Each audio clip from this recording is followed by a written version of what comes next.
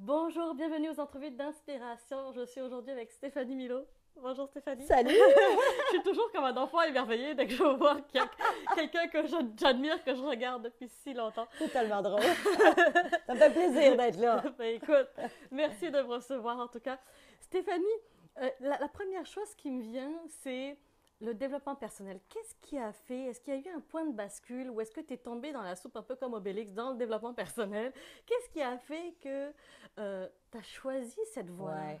Écoute, ça part de loin. Je pense que j'avais 14 ans quand j'étais chez mon grand-père et je suis tombée sur un livre de Michèle Morgan, qui est une auteure québécoise. Et dans ce livre-là, elle disait, ça s'appelait Pourquoi pas le bonheur? Et elle expliquait comment on pouvait programmer notre subconscient pour attirer ce qu'on voulait dans notre vie. Donc, c'était pas du tout un livre sur la loi de l'attraction. Elle appelait pas ça comme ça à l'époque. Là, je te parle d'il y a plus de 25 ans. Mais c'était vraiment comment utiliser l'autosuggestion, la visualisation. Et bizarrement, pour une adolescente de 14 ans, pour moi, ça a été une révélation. Je me suis dit, waouh, je peux choisir ma vie, je peux faire en sorte d'attirer des trucs dans ma vie. Puis quand je dis des trucs, c'est pas juste des choses au niveau matériel, mais des états d'être, des états d'esprit. Et ça a été le premier déclic.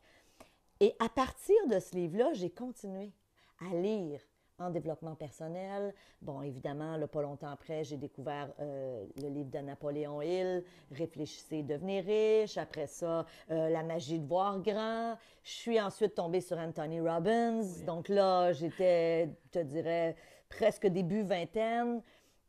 Et ça n'a jamais arrêté. Ça n'a jamais arrêté. D'ailleurs, là, vous ne le voyez pas, mais je veux dire, on est dans ma chambre à coucher. Et à côté de mon lit, il y a 6 livres de développement personnel. Alors, pour moi, ça a été ça. Et assez tôt dans ma vie, ben assez tôt, mettons, fin vingtaine, je me suis dit, j'aimerais ça en vivre. Et là, j'ai commencé à développer des ateliers en développement personnel. Je me rappelle, le premier que j'avais développé, c'était sur les croyances limitatives, basé sur les enseignements de Tony Robbins. J'avais loué une salle et j'avais eu une vingtaine de personnes qui avaient payé. Et j'étais tellement heureuse, j'étais comme, oh my God! Et depuis, ben c'est ça, c'est ma passion, d'aider les gens à améliorer leur vie. Puis moi, je me dis toujours, à chaque fois que je vais chercher un nouveau livre sur le sujet, ben je m'aide moi-même à grandir et en plus, ça m'aide aussi à développer du nouveau contenu, à aider les gens. Donc, Oui, parce que c'est finalement, il une faut passion. s'approprier l'outil avant de Ouais. pouvoir l'enseigner en Et plus. il ne faut pas juste l'approprier au niveau intellectuel, Non, il faut le l'intégrer, vivre. oui, c'est ça. Ça paraîtrait si mon discours était incohérent entre ce que je vis, tu comprends? Moi, je dis toujours, un bon conférencier, un bon coach, un auteur qui est crédible, c'est quelqu'un qui va dire quelque chose, mais il le fait dans sa vie. Alors, si je dis aux gens, ben, c'est important de gérer tes émotions, il ne faut pas que je sois la personne la plus colérique en ville, sinon ça ne marche pas. Tu comprends? Si je dis c'est important de bouger, ben moi, je fais du sport. Si je dis mangez bien, c'est que je mange bien. Tu sais, alors ça, c'est des enseignements du défi 22 jours, puis on pourra en reparler, mais il faut avoir cette cohérence comme coach, comme conférencier, comme auteur en développement personnel. Mais c'est ça, mais justement, je voudrais qu'on parle du défi 22 jours et aussi de ton rêve de toucher dans les décennies à venir Ouais. des milliers de Oui, personnes. 10 Vas-y, millions. 10 millions de personnes. Alors, ma mission est d'inspirer 10 millions. Je me suis donné une plage de 10 ans. Là, déjà, on a 1 an et demi de fait et ça va bien. Et c'est un défi gratuit sur le web, le défi 22 jours. Et des fois, les gens me demandent, c'est quoi ça, Stéphanie? Dans le fond, je suis allée chercher 22 stratégies que moi, j'ai instaurées dans ma vie et qui fonctionnent pour moi. Alors, je ne dis pas que c'est une recette du succès, je ne dis pas que c'est la voie du bonheur. C'est des outils qui ont marché pour Stéphanie Milo et je pense qu'ils peuvent être aidants pour les gens. Donc là-dedans, j'aide les gens à mieux gérer leurs émotions. Il y a une journée où je parle de l'activité physique, il y a une journée où je parle de la conscience des autres, je parle de l'autosuggestion, la visualisation. Puis on s'entend, c'est 5 minutes par jour, Oui, une c'est très petite rapide. vidéo. Je l'avais fait au début, Oui, puis je donne des effectivement, trucs pour être plus assidu dans l'exercice physique si vous aspirez à ça. C'est 5-6 minutes par jour, petite vidéo, et ça dure 22 jours. Les gens aiment beaucoup ça. Défi22jours.com. Allez faire ça, je vous lance le défi. Et puis n'hésitez pas à partager pour qu'on Oui. arrive à toucher 10 millions de On personnes a besoin de dans les vous. prochaines décennies. On a senti les 2 dernières années un changement. Il y a eu moins de vidéos en ligne, plus de réflexion. On sentait qu'il y avait quelque chose qui était en train de naître. Ouais. Et en janvier, j'ai compris pourquoi, parce que tu faisais ton grand lancement Ouais. immobilier. Ouais. J'ai plusieurs questions qui me sont venues, dont il y a la relation à l'argent, il y a Stéphanie, une femme qui va dans un milieu quand même d'hommes, c'est beaucoup l'immobilier. En tout cas, moi, ma perception, c'est beaucoup d'hommes. Ouais. Donc, ça a soulevé plusieurs questions. Ouais. Comment on passe de coach conférencière à finalement femme d'affaires, vraiment? Ouais. Ben, je te dirais, c'est que c'est un volet que les gens ne connaissaient pas de moi, mais moi, j'ai investi depuis que j'ai 22 ans. J'ai acheté mon premier immeuble à 22 ans, que j'ai toujours aujourd'hui à Montréal. Et après, j'ai continué à grossir mon parc immobilier. J'ai acheté un premier 8 logements, ensuite un autre, ensuite un 16 appartements. Bref, jusqu'à aujourd'hui, 97 appartements qui représentent mon parc immobilier. Et ça, j'en ai jamais vraiment parlé dans mes conférences ou dans mes livres parce que pour moi, c'était ma retraite. Puis ça n'avait rien à voir avec l'immobilier, avec le développement personnel, jusqu'au jour où je me suis dit, attends une minute, là. Ça a à voir. Oui.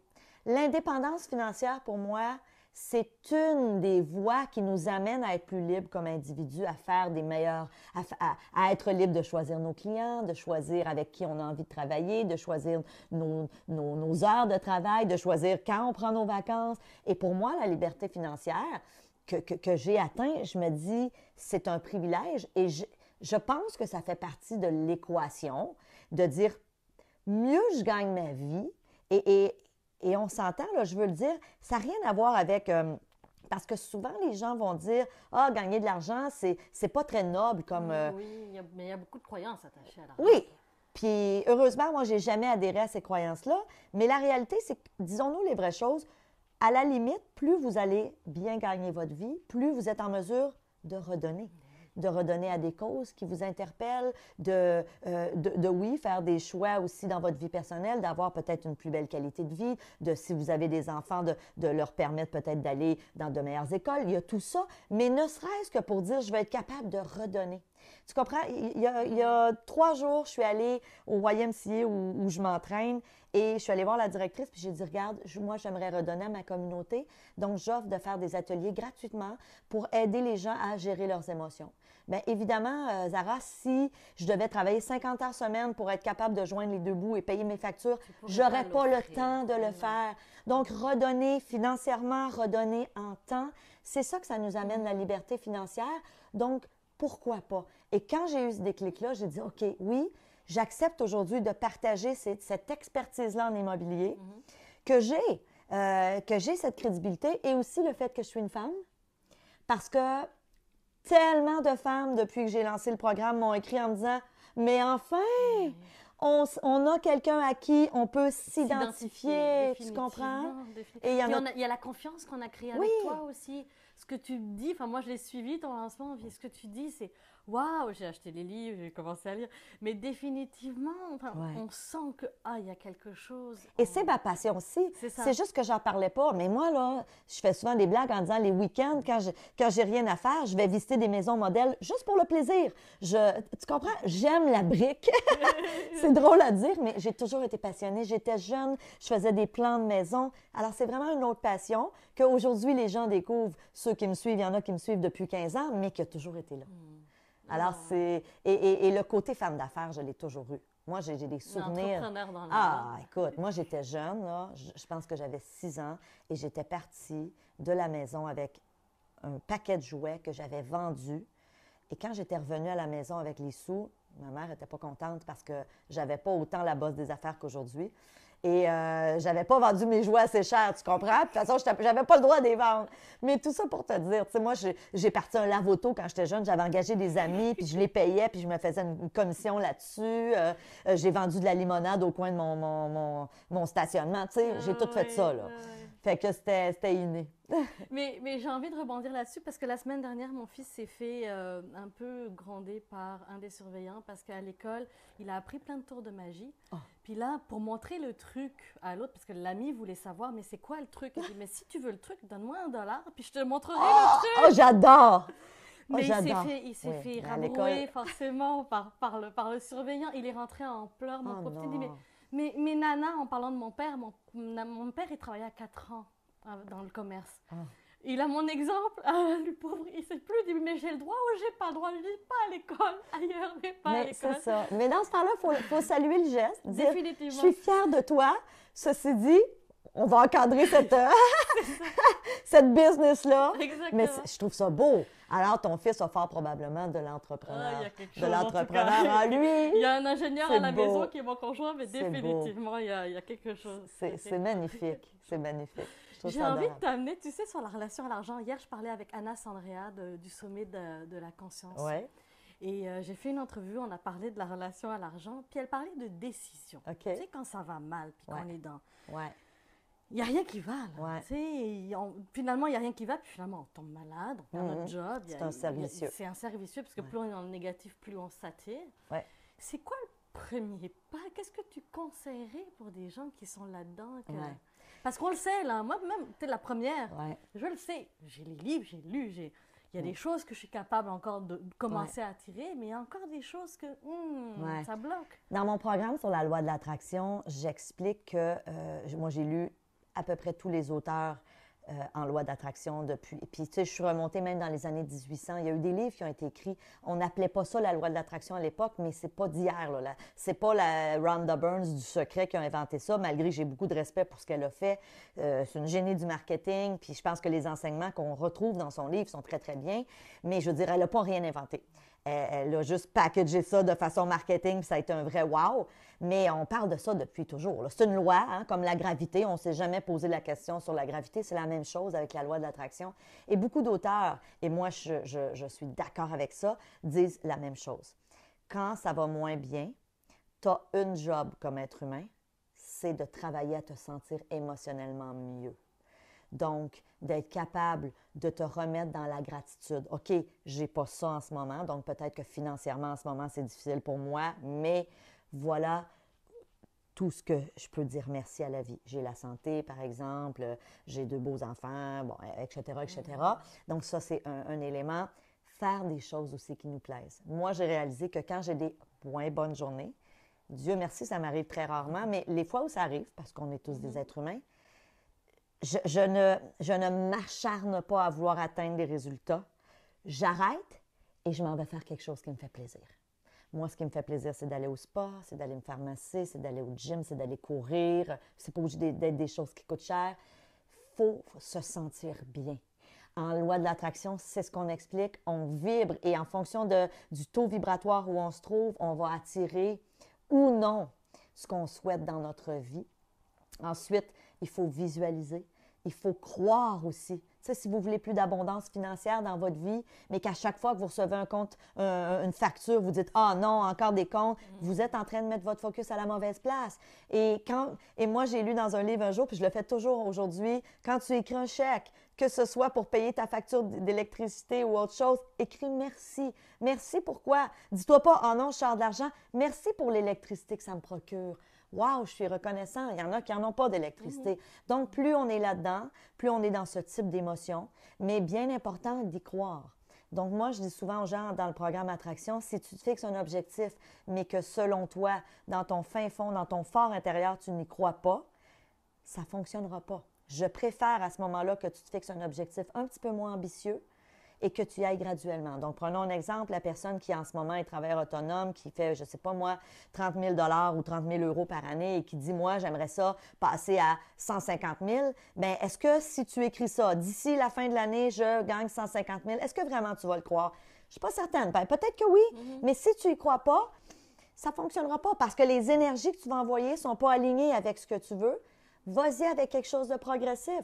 Est-ce que c'est réaliste de croire que tu peux passer de 30 à 45, 50, je ne sais pas, hein, les chiffres ne sont pas importants, mais et ça, c'est vraiment important. Et après, tu passeras à l'autre niveau. J'aime. Mais la loi d'attraction, donc là, on a parlé de l'abondance financière, la relation à l'argent, mais avec la loi d'attraction, un entrepreneur ou un employé qui cherche la job de ses rêves, Ouais. Un entrepreneur qui a les bonnes idées, qui n'arrête pas de dire, et j'en ai parce que j'enseigne dans le lancement d'entreprise, puis j'en ai dit, ouais, mais cette idée-là, elle est déjà prise, mais finalement, elle était bonne, mais...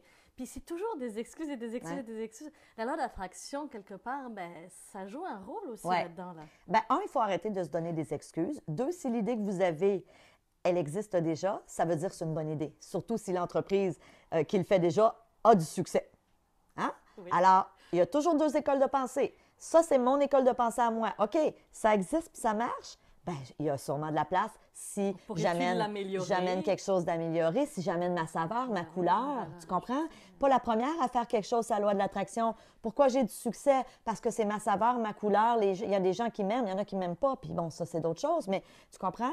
C'est la même chose en immobilier. Je veux dire, je suis pas la seule au monde à faire des trucs en immobilier, mais il y en a qui vont être plus rejoints par moi, mon expérience, mon histoire. C'est génial. Alors, il faut arrêter de se raconter des histoires et arrêter de procrastiner. Puis je pense que, bon, et toi, c'est une de tes spécialités, d'aider les gens à passer à l'action. C'est tellement important. Et l'autre conseil que je donnerais, collez-vous sur des gens qui ont réussi ce que vous voulez réussir. Donc, vous aspirez à être un entrepreneur, aller en rencontrer, aller dans des réseaux de femmes ou d'hommes d'affaires, et voyez que c'est possible. Moi, j'ai fait ça en immobilier. Quand j'ai débuté, j'avais juste mon petit 3 logements que j'avais acheté, puis j'étais toute contente et je me trouvais un investisseur immobilier.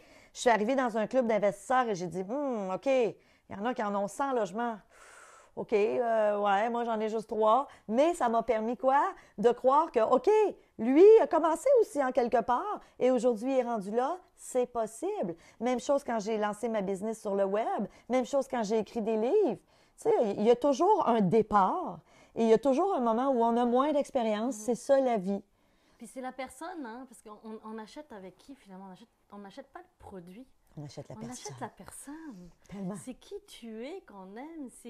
Et c'est ce que j'essaye d'enseigner aussi dans mes cours, c'est qui vous êtes, qu'est-ce que vous pouvez transmettre, puis comment vous allez transmettre. C'est ça qui va faire que les gens vont arriver. Tellement. Parce que c'est l'histoire derrière, là. Tellement. Tu sais, c'est de t'avoir vu à Love Story puis de voir tout ça là, que j'ai vu. OK, ouais, elle! Oui! Toi et Annick Laprade, c'est deux visages que quand ça va mal, moi, là, juste à aller sur vos sites web, je fais OK, c'est bon. On repart! Et on repart! Mais c'est vrai, c'est d'arriver à développer ces petits trucs, en fait. Oui, tout à fait. C'est magnifique. Aujourd'hui, où tu en es au niveau de l'immobilier, c'est quoi qui s'en vient? Est-ce que tu as des plans dans le futur? Ou là, moi, je veux être la référence féminine en francophonie en immobilier.